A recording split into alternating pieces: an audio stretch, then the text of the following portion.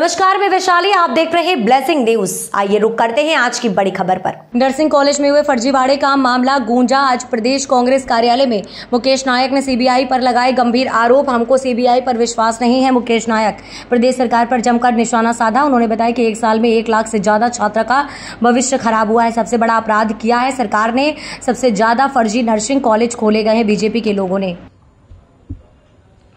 उपस्थित सभी पत्रकार बंधुओं,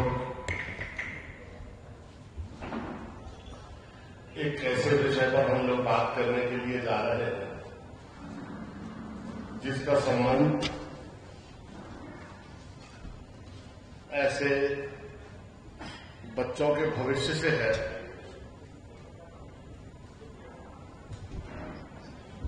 जिनके ऊपर बहुत गंभीर जिम्मेदारी है। लोगों के इलाज से संबंधित ऐसे दायित्व का इन्हें निर्वहन करना पड़ता है कि जो लोग जीवन और मृत्यु से जूझते हैं उनकी देखरेख के लिए तैयार होने वाली ये वर्कफोर्स है। और इसके साथ कैसा व्यवहार हुआ है मध्य प्रदेश में और कैसा मजाक हुआ है, इसकी आप कल्पना नहीं कर सकते। ये विषय व्यापमं का घोटाला, नर्सिंग घोटाला, विश्वविद्यालयों में नियमित पठन पाठन,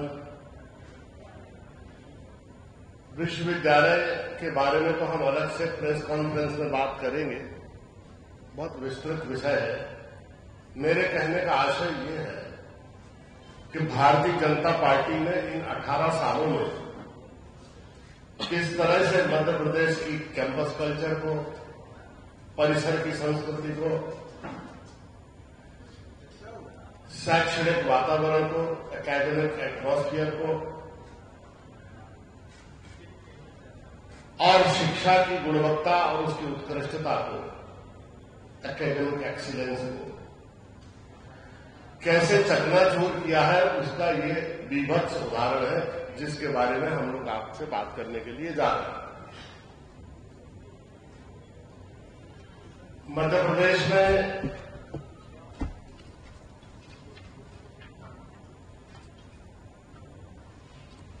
यहां जगह कम है तो आप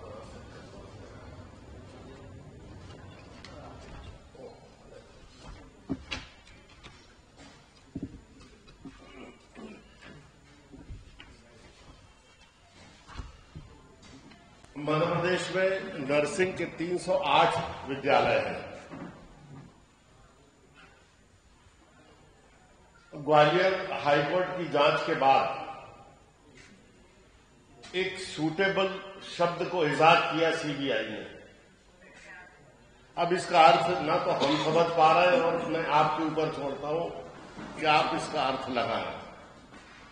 169 कॉलेज सूटेबल घोषित किए। अब ये सूटेबल मंत्री जी के लिए है, बीजेपी की सरकार के लिए है, ये किसके लिए सूटेबल है? 169 कॉलेजेस को सूटेबल डिक्लेयर किया और 73 कॉलेजेस को डिक्लेयर किया जिनमें कमियां हैं और 66 कॉलेज अपात्र घोषित किए। अब मुझे एक बात समझ में नहीं आ रही, कमियां और अपात्र, किसी कॉलेज में कमियां होती हैं तभी तो वो अपात्र होता है, लेकिन इसको भी 2 श्रेणियों में बांटा, एक कमियां और दूसरा अपात्र। इसको मैं ठीक से समझा दूं। किसी भी महाविद्यालय जो बीएससी नर्सिंग है या एएनएम है या जो भी है, इसकी 3 कैटेगरी है। इसको जब शुरू किया जाता है तो पहले आवेदक अपनी एप्लीकेशन लगाता है, फिर विभाग या नर्सिंग काउंसिल या मेडिकल काउंसिल, मध्य प्रदेश विश्वविद्यालय मेडिकल काउंसिल अपनी समिति बनाती है। समिति ये जाके देखती है कि अगर 40 बच्चों सीट मांगी है कॉलेज में, तो उसमें कितने स्क्वायर फीट कंस्ट्रक्शन एरिया होना चाहिए, कितने स्क्वायर फीट का एडमिनिस्ट्रेटिव ब्लॉक होना चाहिए और कितने स्क्वायर फीट का छात्रावास होना चाहिए। क्रमशः जब सीटें बढ़ती हैं तो अगर एक विद्यार्थी अतिरिक्त एक सीट बढ़ती है तो 3 बिस्तर का हॉस्पिटल अतिरिक्त उसके लिए बनाना पड़ता है।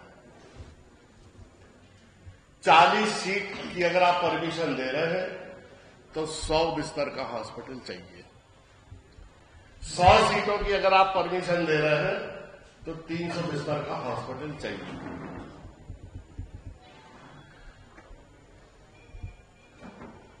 अब जब निरीक्षण कमेटी जाती है और निरीक्षण करके ले आती है और अपनी रिपोर्ट सबमिट कर देती है मेडिकल काउंसिल के सामने और मेडिकल विश्वविद्यालय के समक्ष, तो उस रिपोर्ट के आधार पर अनुमति दे देते हैं कि आप कॉलेज शुरू कर लीजिए। इस तरह से मध्य प्रदेश में 308 कॉलेज शुरू हो गए। जब इनमें अराजकता लोगों ने देखी, बहुत निम्न दर्जे की अनियमितताएं लोगों ने देखी, तो लोग न्यायालय गए। पहले गए इनके पास, सरकार के पास, प्रशासनिक अधिकारियों के पास। वहां न्याय नहीं मिलने के बाद फिर लोग हाईकोर्ट गए ग्वालियर। जब हाईकोर्ट ग्वालियर गए तो हाईकोर्ट ग्वालियर ने सीबीआई को इंक्वायरी के लिए दे दिया। मामला तब आया कि जो फैकल्टी सिर्फ कागजों में है वो 9-9, 10-10 कॉलेजों में प्राचार्य है, कोई 8-8, 10-10 कॉलेजों में पढ़ा रहा है। आप समझिए ना कैसे संभव हो सकता है। सरकारी पोर्टलों पे एक चीज आप लोग प्लीज नोट कर लें कि एक प्रोफेसर या एक टीचर एक ही समय में 8 कॉलेजों में कैसे अपीयर होकर पढ़ा सकता है। सरकारी पोर्टल पर रजिस्टर्ड और उनके नाम सरकारी पोर्टल पर रजिस्टर्ड है। सरकार ये मान रही है कि वो एक ही समय में 8 कॉलेजों में पढ़ा सकते हैं। एक हम पूरी लिस्ट रवि परिवार आपको दे रहे हैं कि कौन वो टीचर है जो एक ही समय में 8-8, 9-9 कॉलेज में पढ़ा रहे हैं। क्योंकि अगर नाम दर्ज नहीं कराएंगे परमिशन लेते समय तो परमिशन नहीं मिलेगी। और एमएससी नर्सिंग सीमित है मध्य प्रदेश में। प्रिंसिपल के लिए, सहायक प्राचार्य के लिए और उप प्राचार्य के लिए जो शैक्षणिक अर्हता है उसमें एमएससी नर्सिंग जरूरी है। अब वो कम संख्या में है और हर कॉलेज में एक निश्चित विद्यार्थियों पर एमएससी नर्सिंग जरूरी है। तो एमएससी नर्सिंग सबसे ज्यादा डिमांड में है और एक एमएससी नर्सिंग क्वालिफाइड टीचर 8-8 कॉलेजों में एक ही समय में पढ़ा।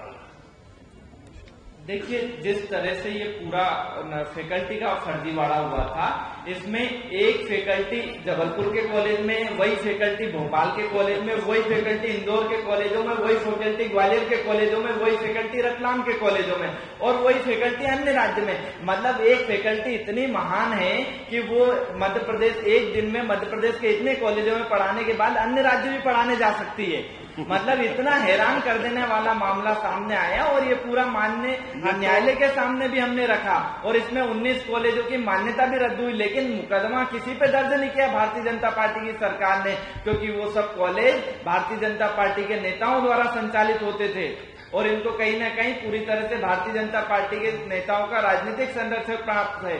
धार जिले के नर्सिंग कॉलेज के संचालक गिरफ्तार हुए। वो धार के बहुत करीबी भारतीय जनता पार्टी के नेताओं और भारतीय जनता पार्टी कार्यालय की बैठकों में उपस्थित होते थे हर समय। वो गिरफ्तार हुए और वो पूरी धार में ये सिंडिकेट चला रहे थे। ऐसे हर जिले में भारतीय जनता पार्टी के नेता ही इन कॉलेजों के संचालकों का एक सिंडिकेट चलाते थे और ये पूरा सिंडिकेट सीबीआई के माध्यम से चल रहा था। सीबीआई के अधिकारियों ने इसमें नर्सिंग कॉलेजों के संचालकों को, प्राचार्य को और कई तहसीलदारों को शामिल किया था जांच टीम में। वहीं प्राचार्य नर्सिंग कॉलेजों के जो प्राचार्य थे वहीं इन कॉलेजों से सांठगांठ करते थे और जो रिश्वत की रकम होती थी इन्हीं लोगों के माध्यम से ली जाती थी। और ये लोग वो हैं जिनके खुद के कॉलेजों का अस्तित्व नहीं था।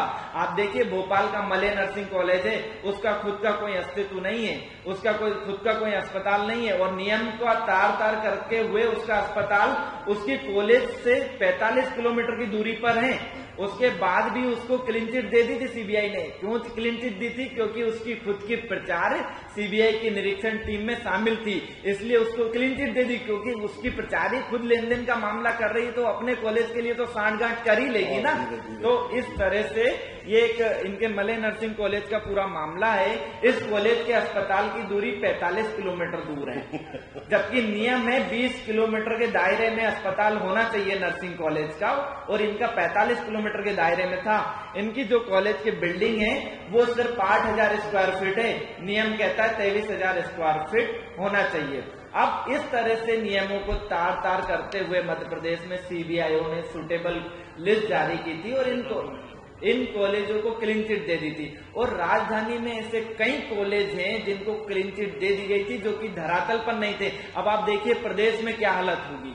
प्रदेश में कैसे कॉलेजों को एक एक कमरे में कॉलेज चलने वाले थे, वहीं कई गार्डनों में कॉलेज चलते थे, एक किराए के कमरे में कॉलेज चलने वाले को मान्यता क्लीन चिट दे दी थी सीबीआई ने। उसके बाद लगातार हमने शिकायत की, इसके बाद ये बड़ा खुलासा हुआ और दिल्ली सीबीआई ने ये कार्रवाई की। लेकिन ये कार्रवाई से हम संतुष्ट नहीं है। हम इससे क्यों संतुष्ट नहीं है कि जिन आरोपियों को गिरफ्तार किया गया है वो सिर्फ इसके ऊपर ना तो कोई कार्रवाई करते हुए दिखे हैं और सिर्फ ये एक दिखावे की कार्रवाई है। पूरे नर्सिंग घोटाले को दबाने के लिए एक दिखावे की एक कार्रवाई की गई है। वहीं एक चौंकाने वाला मामला सोमवार को सामने आया है। मैं बता दूं इसके बारे में। आप देखिए इतने कॉलेजों को कल परमिशन दी है, ये लिस्ट में आपको दे रहा हूं, और इनमें वो कॉलेज भी हैं जिनके संचालक परसों गिरफ्तार हुए हैं अनियमितताओं के कारण। जिन कॉलेजों को अपात्र मान के और जिन कॉलेज के संचालकों को सीबीआई के साथ लेन देन का अपराधी माना, उन्हें गिरफ्तार किया। ये शुक्ला जी जो उप मुख्यमंत्री बने हैं, ये ढीले राम,